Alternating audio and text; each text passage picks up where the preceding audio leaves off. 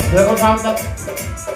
नैना बको के मृग नैनी के जैसन बाटे बड़ी सुंदरता हो चमके तेरा नूरानी की लेखा रूप में बड़ी निखरता हो